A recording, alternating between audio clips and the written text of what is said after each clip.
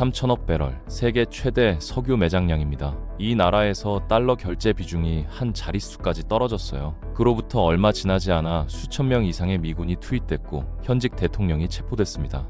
공식 명분은 마약 카르텔 소탕이었죠. 그런데 이상한 점이 있어요. 이 카르텔은 수십 년 전부터 존재했거든요. 왜 하필 지금이었을까요? 달러가 밀려난 직후 중국이 디지털 위안화를 비롯한 결제 인프라를 확장하던 바로 그 시점에요. 정말 우연이었을까요? 아니면 우리가 모르는 다른 이유가 있었던 걸까요? 베네수엘라의 탈달러화는 하루아침에 일어난 게 아닙니다. 2017년부터 시작된 긴 여정이었죠. 당시 석유부가 원유 가격을 달러 대신 위안화로 표기하기 시작했는데 주요 산유국 중 선도적인 시도였습니다. 처음엔 경제 제재에 몰린 나라의 발버둥 정도로 여겼어요. 문제는 이 실험이 점차 확대됐다는 점이죠. 2023년부터 베네수엘라의 국영 석유회사 PDVSA는 일부 거래처에 테더 코인 결제를 요구하기 시작했습니다. 테더는 달러 연동 암호화폐인데 미국 은행 시스템을 우회할 수 있다는 장점이 있었거든요. 미국의 제재를 피하려는 시도였죠.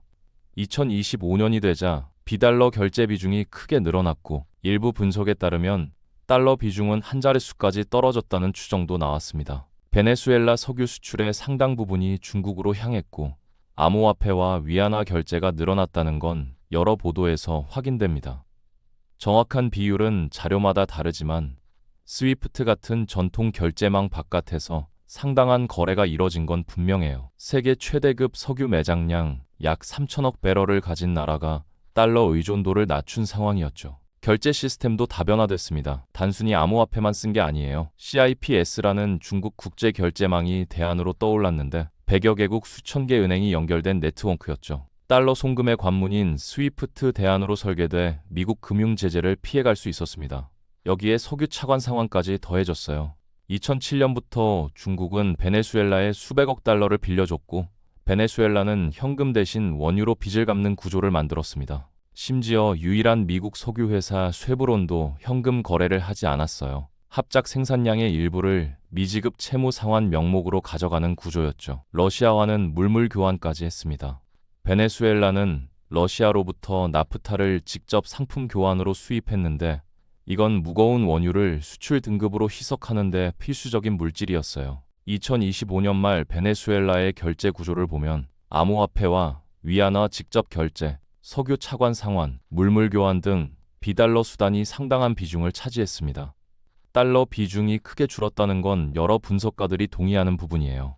약 3천억 배럴의 매장량을 가진 나라가 달러 시스템에서 상당 부분 벗어난 거죠. 이 시점에 중국의 금융 인프라 확장도 주목받았습니다. 디지털 위안화의 기능이 확대되고 있었고 이자 지급 가능성에 대한 정책 실험도 논의되고 있었어요. 2025년 말에는 역외 위안화가 눈에 띄는 강세를 보였습니다. 위안화의 매력이 높아지면서 달러의 위상에 변화가 생기는 모습이었죠. 엠브리지도 주목할 만한 움직임이었습니다. 중국 인민은행, 홍콩 통화청, 태국, UAE 중앙은행이 참여한 다자간 디지털 화폐 실험 프로젝트였는데 사우디아라비아의 참여 논의까지 있었어요. 거래 속도와 비용 면에서 기존 시스템보다 효율적이라는 평가를 받았죠. 국제결제은행 BIS가 프로젝트에서 역할을 조정했다는 보도도 있었는데 이는 국제금융 질서에 변화가 생기고 있다는 신호로 해석됐습니다. 미국의 마르코 루비오 국무장관은 인터뷰에서 미국의 국익을 강조했고 서방군은 우리 집이며 적대국의 영향력 확대를 허용하지 않겠다고 했죠. 그 적대국은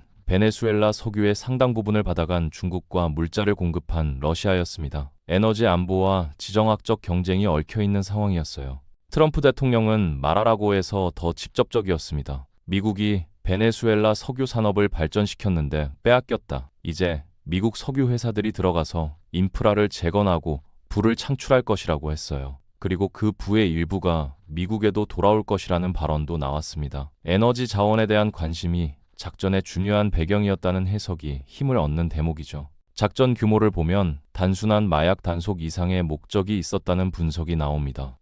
항공모함 제럴드 포드호에 수천 명의 승조원과 다수의 전투기, 강습 상륙함의 해병대, 여러 척의 지원 함정이 동원됐어요.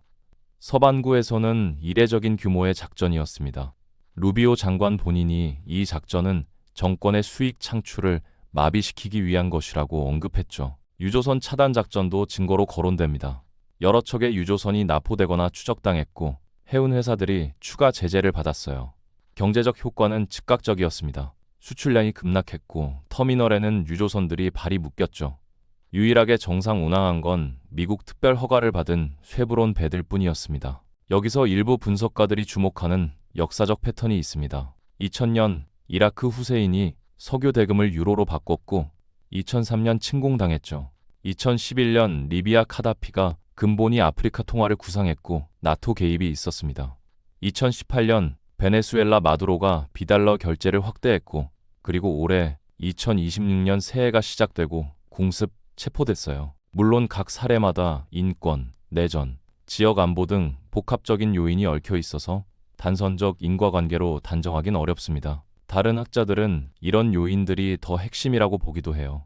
하지만 통화 패권과 군사 개입의 연관성을 지적하는 시각도 분명히 존재합니다. 침공 직후 여러 의견들이 나왔어요. 겉으로는 마약 단속 작전과 민주주의 회복이었지만 석유와 통화 패권 방어 성격도 동시에 있었다는 해석이 힘을 얻고 있습니다.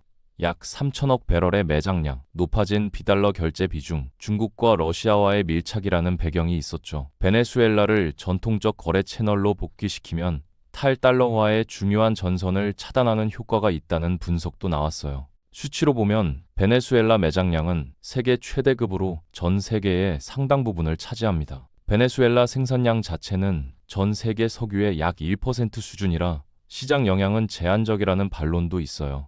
하지만 핵심은 물량이 아니라 선례라는 시각이 있습니다. 최대 매장량 보유국이 달러 이탈에 성공하면 다른 산유국들에게 길을 열어주는 거니까요. 바로 이 지점에서 이번 침공의 성격이 드러납니다. 석유 확보만의 문제가 아니라 석유, 통화, 결제 시스템이 동시에 달러 밖으로 나가는 순간을 미국이 용인할 수 있었느냐의 문제였던 거죠. 중국의 에너지 확보를 차단하는 과정에서 동시에 달러 질서를 위협하는 구조를 제거하려 했다는 분석이 많습니다. 중국으로 가는 에너지줄을 끊는 것이 1차 목표였다면 그 에너지가 달러 밖에서 거래되는 구조를 막는 것이 또 하나의 목표라는 거죠. 그리고 여기서 역설적 상황도 지적됩니다. 군사 개입이 달러 패권 도전을 억제하려 했지만 오히려 달러 대안 탐색을 가속할 수 있다는 거예요. 달러 의존국의 취약성이 드러났고 기축 통화의 정치적 무기화 위험이 부각됐기 때문이죠. 중국과 러시아가 가만히 있을 가능성도 낮습니다. 엠브리지 확대나 CIPS 강화를 통해 달러를 거치지 않는 금융 구조를 더 밀어붙일 가능성이 크죠. 이제 남은 질문이 있습니다. 베네수엘라의 달러 이탈을 막는데 이 정도 군사력이 필요했다면 더 큰 산유국이 비슷한 선택을 할 때는 어떻게 될까요? 엠블리지 같은 대체 인프라가 확산되고 CIPS 네트워크가 확대되고 디지털 위안화 기능이 강화되는 흐름은 계속되고 있습니다. 한 번의 군사작전이 이 흐름을 막을 수 있을까요? 아니면 이번 사건이 오히려 탈달러화를 더 빠르게 밀어붙이는 계기가 될까요?